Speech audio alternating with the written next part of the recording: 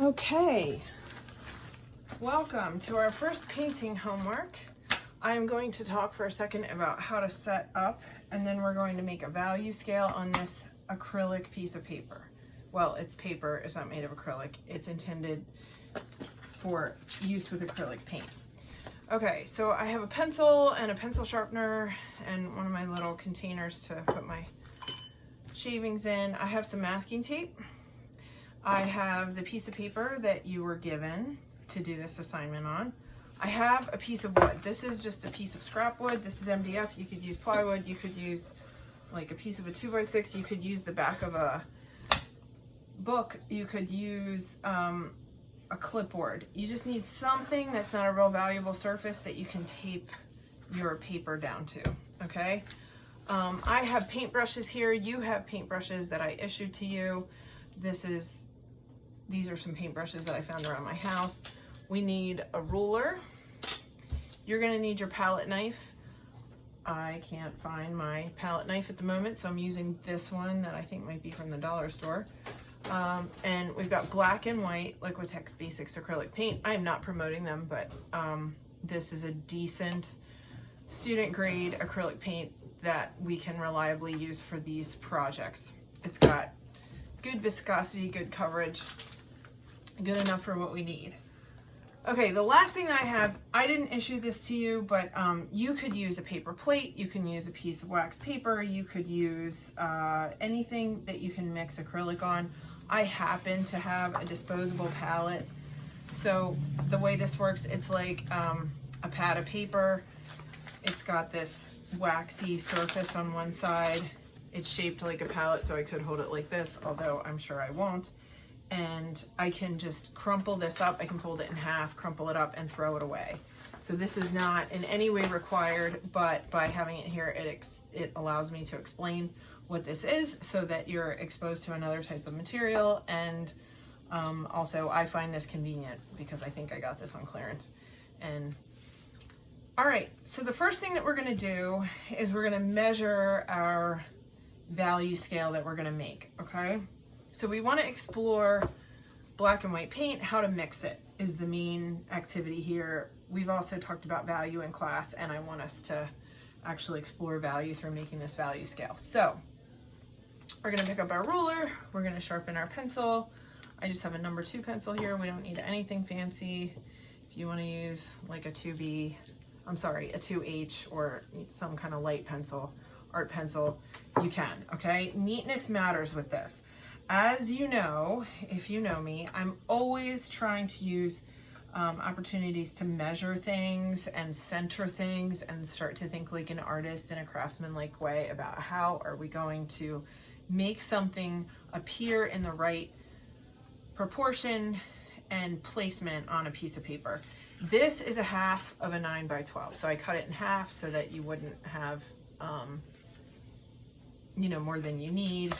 This is special paper, so I'm trying to make sure that we have plenty of it to use for the school year. It's double-sided, so we have like a wavy, kind of indented part that's a lot more textured, and then there's sort of a laid linen texture on the other side. I recommend that we could paint on either side, but I'm gonna paint on the side that is a little bit smoother. So that's also the part that I'm gonna measure on. If I make a mistake on this piece of paper, that's okay because acrylic paint covers itself. So if I paint outside the lines, something like that, I can just paint right over it. Okay, my ruler is a little bit longer than 12 inches. So that if the end of my ruler gets beat up, I still have a 12-inch set of marks to measure from. I'm gonna line up with the 0 mark and the 12-inch mark. I'm gonna find the center of the paper, okay? The center of the paper in this direction, horizontally, is gonna be 6 inches. So I'm gonna make a 6-inch mark very lightly with my number 2 pencil. I'm gonna turn this. This is already half of a 9-inch sheet of paper. So it's 4.5 inches wide. I'm gonna divide that in half. What would half of 4.5 inches be? Yes, that's right. It would be 2 1/4. So now if I extend these lines just a little bit, I can make this little plus sign in the middle, and that tells me where the center is. We are going to make a value scale of 7 values, okay? I think I have a little sticky note here somewhere. Yes. So we're gonna make 7 wide, okay? And we have 12 inches and we want a margin. I wanna make this simple for us. So we're gonna make each of them an inch wide. Now the tricky thing is, because we have a different, because we have an odd number of rectangles that we need to make sure that there's a rectangle right here in the middle that's covering this plus sign that we made that shows us the exact middle of this piece of paper. Okay, so what I'm gonna do is, first of all, make sure that I'm making a straight line across the middle by measuring, again, this 2 1/4 inches. Okay, so I measured 2 1/4 right here to find the center of the page, and now I'm gonna measure 2 1/4 at the top and bottom of this page.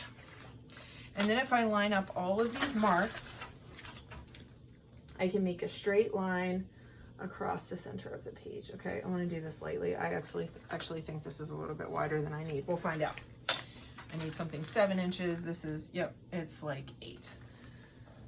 So I'll have some erasing to do. Okay, I am going to put the halfway mark of 7 inches in here. Okay, so 3 1/2 is half of center. That's what I'm going, is half of 7. So that's what I'm going to center here on this center mark that tells me what the middle of the horizontal dimension is. Okay, I'm going to make these an inch wide. Now I don't have to put this on the 3 1/2. I can just keep track of this, but I want to just be able to see that this is 7 inches wide and kind of have an idea of what it's all going to look like at the end. So I know that this is my grayscale dimension. So I'm going to mark the 4 inch, the 5 inch, the 6 inch, the 7 inch, which gives me 3 1/2 on this side, the 3 inch, the 2 inch, the 1 inch, and the 0 mark on this side, which gives me 3 1/2 on this side. So if I take it away, I can count 1, 2, 3, 4, 5, 6, 7 spaces, okay? And I need to make sure that I line these up properly. So I need to decide how tall my pieces are gonna be, my rectangles. And I'm going to make them, let's make them 3 inches so we have plenty of space to paint on. Okay, so if I go down here, half of 3 inches is 1 1/2. If I line this line up with the 1 1/2, I can go and mark the 0 and the 3, and then I know that I've got a top and bottom of this whole rectangle that's going to be 3 inches wide. Okay, so if you feel lost, watch till the end of the measurement part of this video and then go back and do it again. You can also pause if I'm going faster than you can go, and if you have somebody, maybe a parent nearby to help, or an older sibling, you could grab them. But if you see the whole process of this, I think it will help you understand what I'm ultimately trying to do. Okay, so I'm gonna line up these tick marks, and I'm gonna make 2 straight lines at the top and the bottom. So I'm making 7 little rectangles that are 3 by 1 inside of a big rectangle. All right, now I wanna make sure that I've got this right. So I'm gonna measure the center of my horizontal again by lining up the 0 and the 12. I wanna make sure my ruler's lined up, and I'm gonna mark the 6 inch here. And I'm gonna do that down here. I'm gonna mark the 6 inch here. Okay, now, if I line up the 3 1/2 again on this little 6 inch mark that I made, I know that this is the center, and I can do just what I did up here. I can do 4, 5, 6, 7, 3, 2, 1, 0, okay? And these 2 marks and these 2 marks should be exactly across from each other on the paper. I'm gonna turn this upside down and do it one more time. I'm gonna line up with the 3 1/2, which is the center of my big rectangle that I'm trying to make. I'm gonna mark 4, 5, 6, 7, 3, 2, 1, 0, okay? And then I can line up these 3 tick marks on every spot and make a straight line that's perpendicular to these horizontal lines that I've made. So I'm gonna do that 7 times. No, I think I'm doing that 8 times. 1, 2, 3, 4, 5, 6, 7, 8. Yep, I need to make 8 lines to make 7 spaces.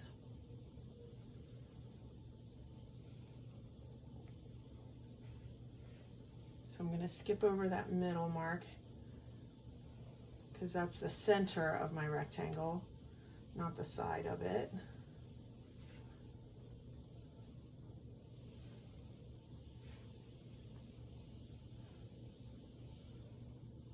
Okay, so now I have 1, 2, 3, 4, 5, 6, 7 rectangles, and this is going to be my value scale. And it's not super big. Okay, I have a white eraser here. I'm just going to clean up the outside of this. I haven't pressed very hard, so I can pretty much get rid of these lines. And I can get rid of this plus line, although I'm going to paint over it. Okay. Are you with me so far? So we're making a grid. This is 3 inches high, this whole thing. And each of these rectangles is 1 inch wide, and it's centered on my paper. All right? Now, I'm gonna take my masking tape and I'm gonna tape this down. You guys probably know how to do this because we've done this with watercolor paper in class. So we're gonna treat this just like watercolor paper, and I'm actually putting this tape on my clothes before I put it on my paper because it's just a little bit too sticky. And I wanna be able to take this off of my paper and, you know, not rip the surface of the paper. So I'm sticking it on my shirt. This is my cheap solution to not having artist tape, which is wildly expensive and unaffordable, so and probably not worth it for a project like this. Okay, so now I am ready to start painting. I'm gonna move this to the side so you can see my palette. I'm gonna move my palette to the side. I don't need my ruler anymore.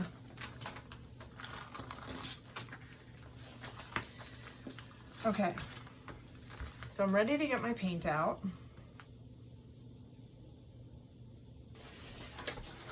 Okay, now I have given these to you in class so that you have some at home if you want them. You can use any old jars.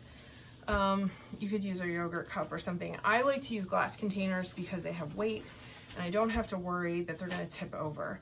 So I can have my paintbrush in here and it's not gonna tip over because this is not light. This glass is reasonably heavy.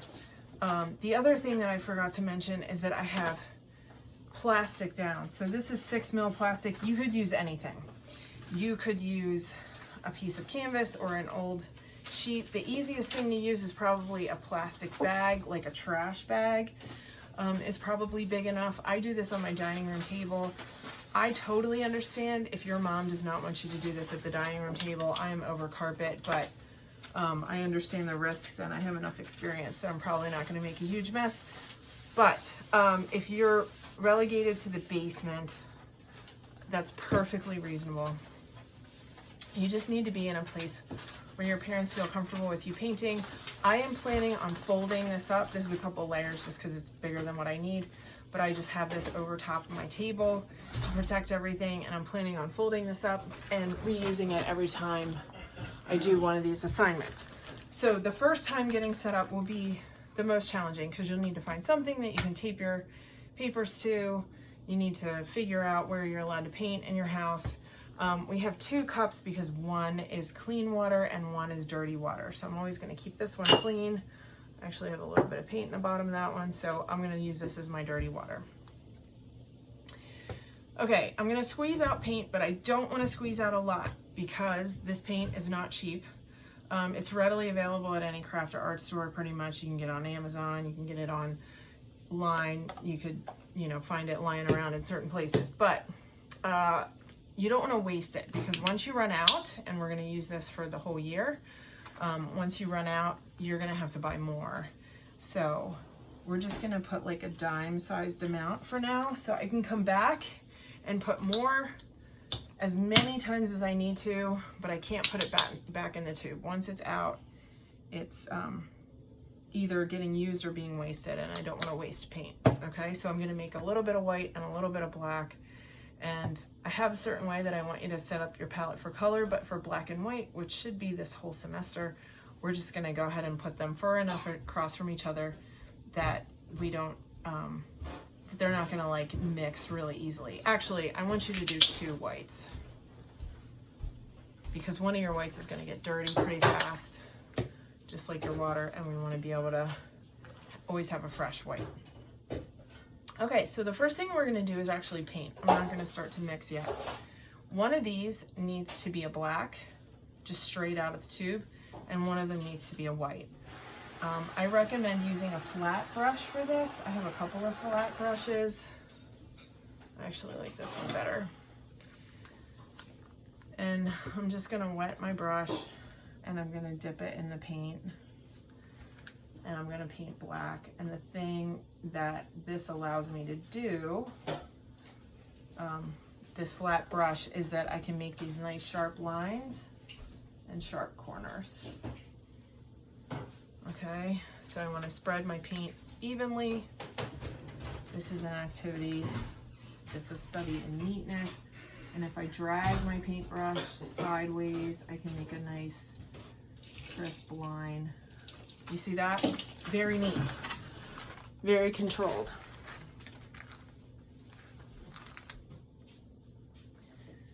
And I can use the corner of the brush to make a nice sharp corner.